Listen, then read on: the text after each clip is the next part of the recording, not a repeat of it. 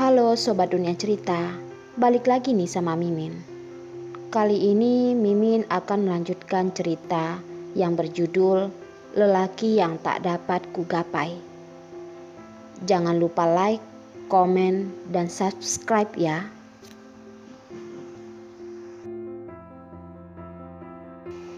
Mengalihkan perhatian, bab 281.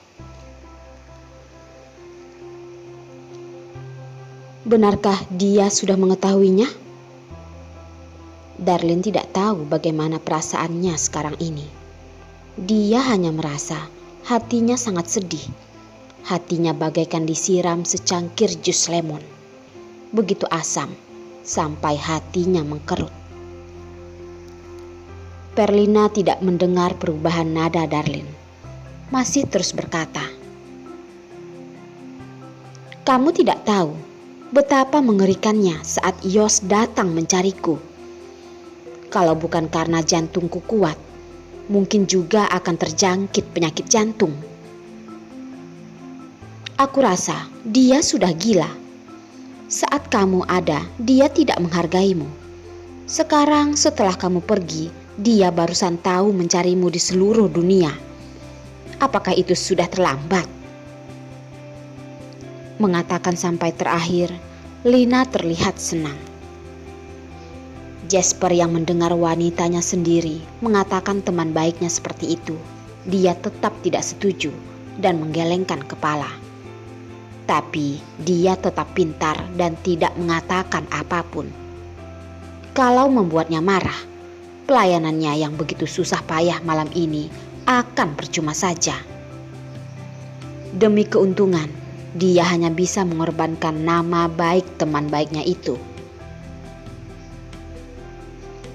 Darlin bernapas ringan. Kehangatan di hatinya pun menjadi dingin.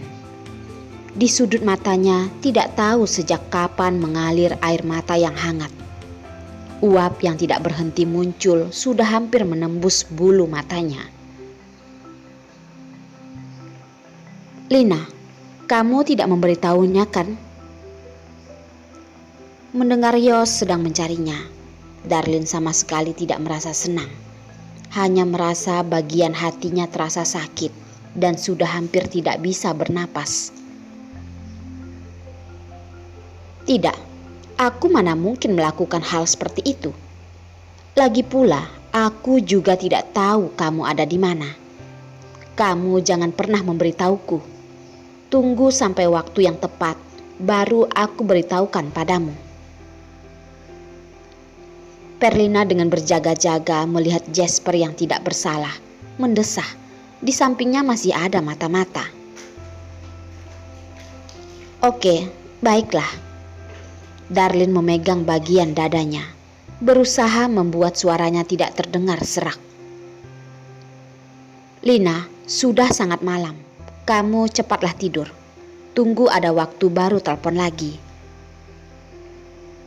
"Ah, tapi Darlin, aku masih tidak mengantuk." Perlina belum selesai berkata, Darlin yang ada di balik telepon sudah menutup telepon, meninggalkan dirinya yang termenung. Ada apa ini?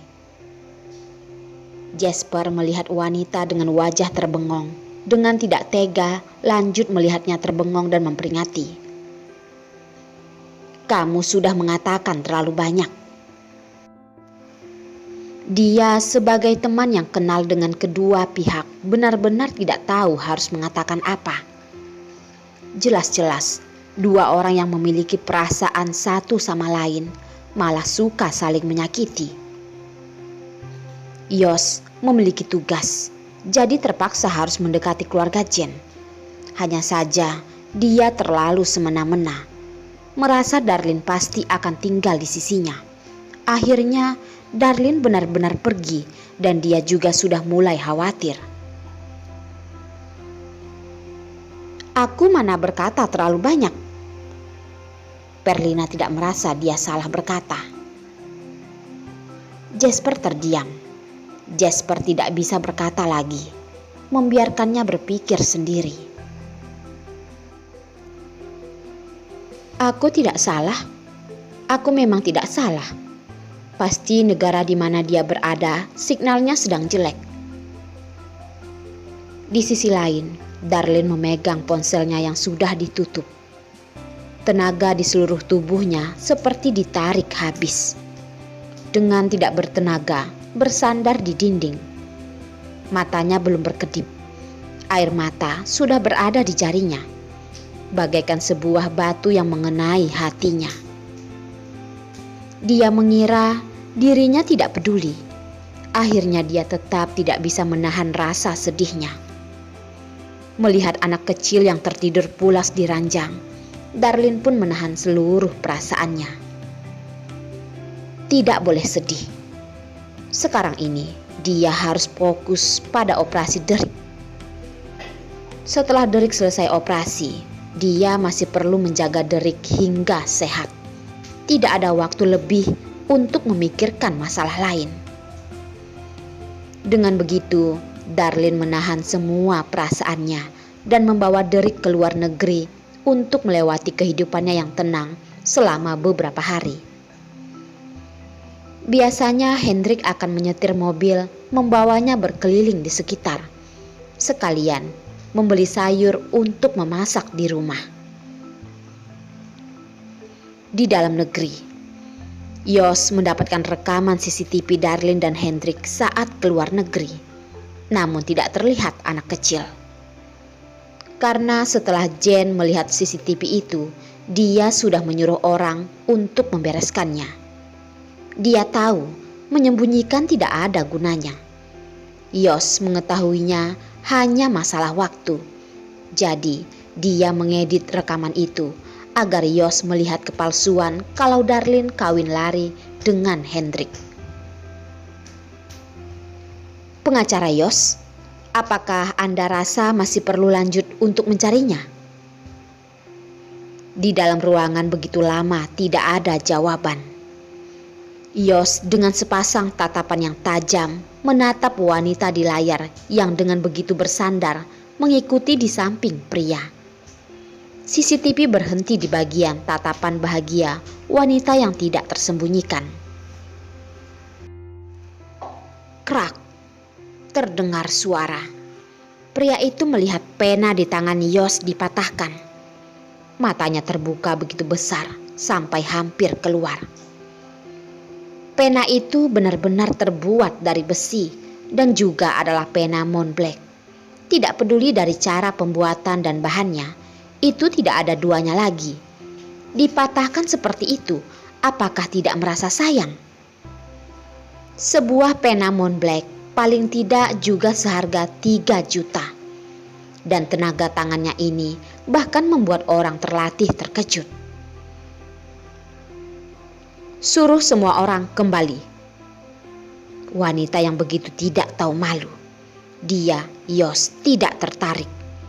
Melemaskan tangannya, setengah bagian pena pun terjatuh dari meja kerja. Baik, pria itu dengan sopan menjawab, membalikkan badan, memberikan hormat dan pergi. Di suatu ketika, dia mengira dirinya akan mati di dalam. Menjadi sebuah cara mati yang paling memalukan. Mati karena ketakutan. Aura pengacara Jos terlalu kuat, sangat mengerikan. Dia tidak ingin menjadi target yang diusir keluar lagi. Kantor pengacara Hercules dalam seketika bagaikan berterbangan awan tebal. Setiap saat mungkin saja akan ada petir yang akan menggosongkan mereka, para ikan dan para udang kecil. Semua orang tahu kalau suasana hati pengacara Jos sedang buruk. Siapa yang menyentuh hal yang membuatnya jengkel, maka tinggal menunggu mati saja. Mereka semua ketakutan, sangat berhati-hati dalam bekerja. Takut kalau orang yang dipanggil masuk ke dalam ruangan adalah dirinya sendiri. Bang, terdengar suara. Ada seorang pria yang membawa berkas dengan marah berjalan keluar. Bagaimana? Ditolak lagi? Iya. Pria dengan marah menganggukkan kepala. Rekan kerja di sampingnya pun menenangkan dengan menepuk bahunya, terlihat mengasihani. "Tidak apa-apa, aku sudah ditolak 3 kali." Lagi-lagi beberapa suara desahan terdengar. Siapapun tidak tahu kenapa pengacara Yos menjadi begitu mengerikan. Mencari Harry untuk mendapatkan informasi. Harry sendiri saja sudah tidak bisa menjaga dirinya sendiri. Mereka hanya perlu mengumpulkan berkas. Harry beberapa hari ini adalah sekretaris iblis. Dialah yang seharusnya mendapatkan bujukan. Tapi mereka juga tidak mengerti kenapa suasana hati pengacara Yos tiba-tiba begitu berubah-ubah. Seperti orang yang putus cinta saja. Tapi mereka juga tidak berani untuk mengatakannya. Kalau mengatakannya, jangan pikir untuk bisa baik-baik saja. "Direktur Jasper, kamu akhirnya datang." "Direktur Jasper, lama tidak bertemu. Kenapa beberapa hari ini kamu tidak datang bertamu di sini?" "Direktur Jasper, apakah kamu haus? Lapar tidak? Apakah ingin makan dessert?" Jasper pun terkejut atas keantusiasan yang datang begitu tidak terduga.